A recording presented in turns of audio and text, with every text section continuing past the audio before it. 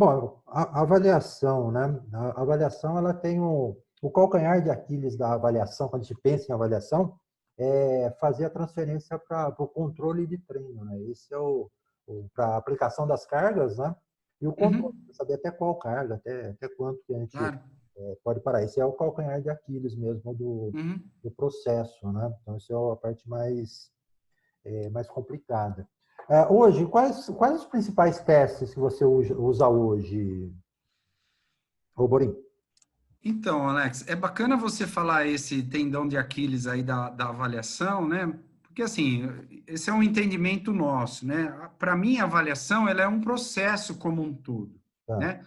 E no processo de avaliação, você tem diferentes indicadores que você diretamente pode obter informações, né? Claro que quando a gente busca no componente físico indicadores da avaliação, você tem algumas coisas, nos indicadores técnico, tático, enfim, você vai fazer uma avaliação psicológica, o que for.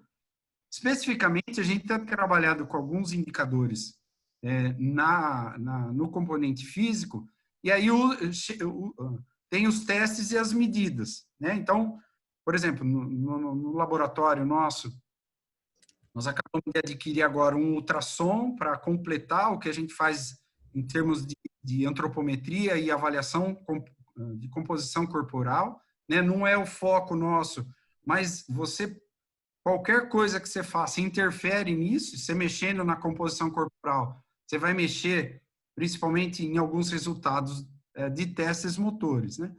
E aí é interessante você perguntar isso, porque a gente pensa que primeiro, antes de definir quais são os testes, muitas perguntas, as pessoas me perguntam isso no contexto de, poxa, o que você usa, né, para avaliar? Você trabalha com várias modalidades, né, e como é que você faz a seleção? Então, esse é o primeiro indicador que eu daria de dica aí para as pessoas, né, pense sempre. E para você definir quais são os testes que você vai utilizar, você precisa conhecer a modalidade, né? Ou seja, conhecendo o que é que a modalidade vai te apresentar no seu contexto inteiro, e aí nós preparamos alguém para ele ser capaz de apresentar o seu melhor desempenho naquela modalidade, ele ser capaz do quê?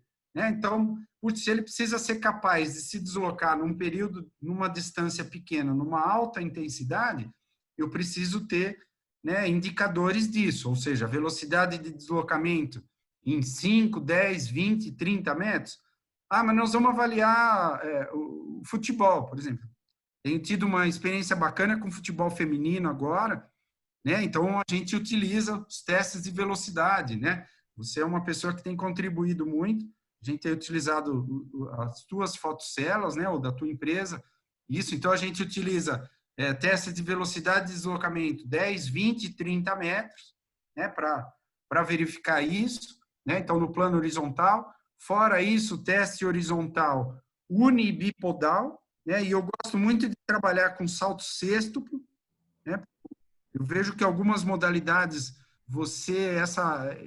esse, esse deslocamento com a perna alternada ou ela simultânea é importante, e a gente tem um trabalho que nós estamos finalizando, mostrando principalmente no isocinético uma relação de desequilíbrio muscular, e a gente tem começado a perceber umas coisas, nós não, né? Isso já tem bastante, mas eu estou tentando caracterizar pelas modalidades, né?